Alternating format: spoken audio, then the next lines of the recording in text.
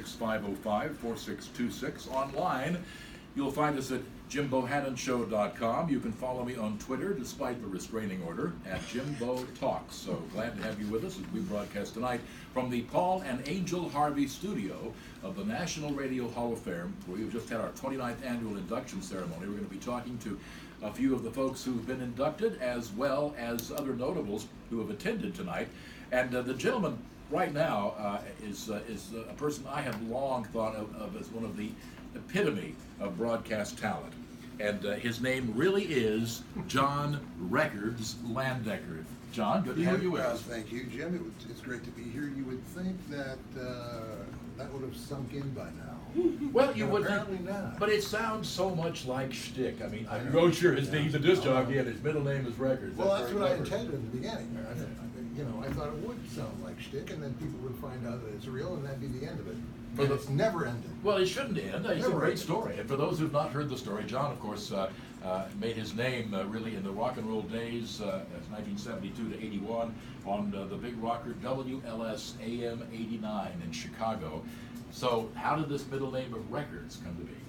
I was a big fan of WCFL when I was going to Grand Valley State University in Allendale, Michigan. And everybody on WCFL had something that went along with their name. It was the Stag Line. It was Pit People. It was, I can't remember the other ones. But at any rate, Joel Sebastian's World. And I thought, why are they, what can I say? And I just looked at my name, and there you were. And I started using Records, and that's that. And There's nothing really... Well, except for the fact, fantastically plotted to do this. Well, unless you want to count your mother, it's her maiden name, right? Yes, yeah. What was her full name? Your mother's full name? Marjorie Victoria Records, and my grandfather was William J. Records, in a farm near Franklin, Indiana, in Hopewell. What a waste of an air name on a farmer, you know? What? What a waste of an air name on a farmer, you know? Well, there's a lot of records down there in Indiana if you take a look. An entire album. No doubt. No doubt. Yeah. What made you decide that, other than the middle name, that you wanted to be in radio? Well, the middle name had nothing to do with it. I wish I could tell you. Well, you know what? I was talking to my wife about this. My dad was a professor of sociology at the University of Michigan, and I was very young, and he brought home a dictaphone, you know, that had those plastic type ribbony things on them. I used to, yeah. Okay. I can remember mimeograph paper and getting high on it too. Well, that really. Yeah. So he let me talk into the microphone of the dictaphone and played it back. And when I heard my voice coming out of this machine, that was it. I just liked the whole idea of talking into something and having it come out somewhere else. And I believe that is the magic of radio. That's it. Oh, and yeah. I think that's what attracts absolutely everybody that's really in the business. They talk into something somewhere, and it can be around the corner, it can be around the world. It comes out somewhere else, and there's something really incredible about that thing. There is, and whether you come out of a giant console radio or a portable radio, you come out by means of a transmitter, satellite, the internet, the pop-up toaster, wherever your voice is, you know, and that's coming, by the way. This show will be available intravenously next week, by the way. But I digress, John. So that was it. Yeah. And there wasn't a time that I wasn't interested in radio, and I wish I had some other story. I don't think I've ever worked. I've never had a job that wasn't related to radio in one way or another. When I was a Cub Scout, I made crystal diode radios in cigar boxes. Yeah. Who could forget the night Crystal Diode opened at the Crystal Diode? Sure, you remember her. Sure. Of course. Crystal meth is Exactly. But it was just, and then I told this story tonight. My mother drove me around. I was a Boy Scout. My mother drove me around Ann Arbor, Michigan, and I was selling Christmas wreaths door to door. And the money I was going to get from it, I was going to buy my first radio.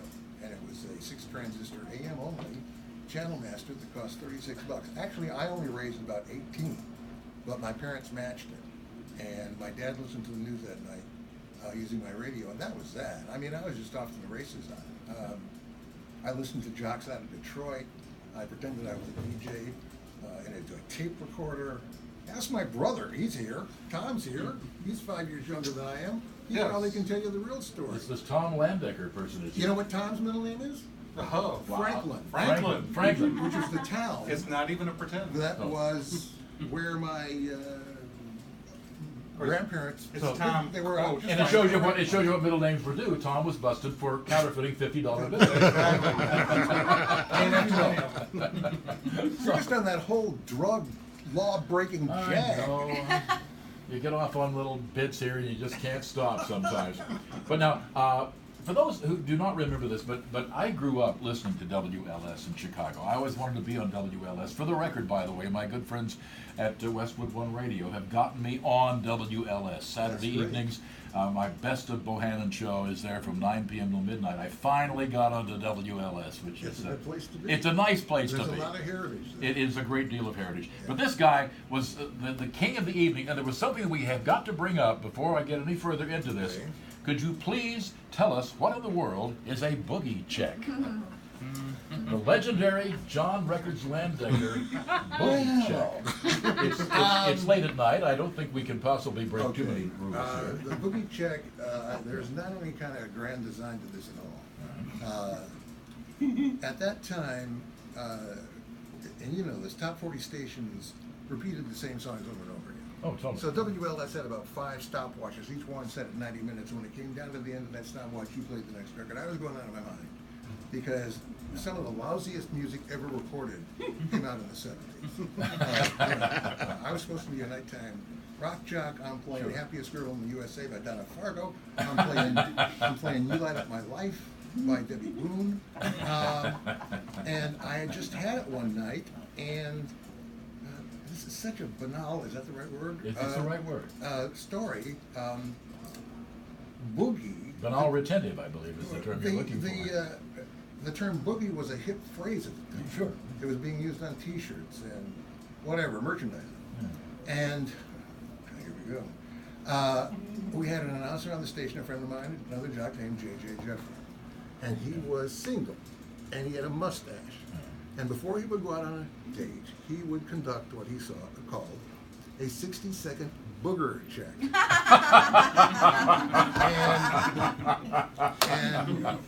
I don't know how people, I don't know how my mind works. One thing leads to another. Finally, it's a boogie check. I know what I'll do. I'll just answer the phone. And here's the deal. I know that you're aware of this. AM rock stations did not do that. They did not take unscreened live telephone calls. You played the hits. Maybe a dedication, maybe a request, but not this. And there was no delay. So, let us say the full lexicon of the F word was broadcast regularly. And when word of that spread through the Chicago teen community, it went crazy. Now, the FCC at that time said that you had to, with all due diligence, try to keep these people off the air. Well, there's no way to do that until you actually hear them. Exactly. So by the You time have to they have a said delay. it, well, they didn't have one. I know, you had to have one. So they made one. WLS made a delay. They never had one. Wow. And now it's digital and everybody has one. Sure. But then, no. And it turned out to be a huge hit. And I was also, I would go to Chicago area high schools for a Team of the Week award. And I walked into an assembly pep rally at Addison Trail. And the gym was filled with people on both sides on bleachers. And as I was walking to the center of the gym to give them this award, this spontaneous chant, boogie check, ooh, ah, boogie check, ooh, ah, started from these kids. I have no idea why. And I fortunately had a tape recorder with me, and I stopped and I said, let's do that again. And that became the intro to the whole bit. And John Guerin, the program director, I don't know how he... Who was here tonight, by I the don't way. know how he handled us. I went on and said it was a 60-second boogie check, so that like, oh, he's only going to be on for a minute. Well, this thing went on and on and on. And it was very successful. It was very And successful. the ratings were really, really big. Yeah. And that's why it stayed on the air. Now, if it had gone the other way, it would have been off the air in a minute. I suppose. As we go to the break here, let me ask you, did you chafe, as obviously a personality and a man who did not need to, as we've said of some disc jockeys, hide behind the records? You had things to say, and they were poignant. They were funny things to say. Did you chafe under the time restrictions of how long you were allowed to talk? Not at WLS, no. Well, I'm glad In other jobs, absolutely. Yeah, absolutely. Absolutely. We're going to take a break here. I would just note something that I said when the great radio programmer Bill Drake passed away. I said on the air, if there is any justice, Bill Drake's epitaph will be read over the 6-second intro to a record. Right on, Jim Bohannon. Yes, sir. I'll tell you a Bill Drake story when we come back. When we come back with John Records Landecker, one of tonight's inductees into the Radio Hall of Fame. Back in a moment.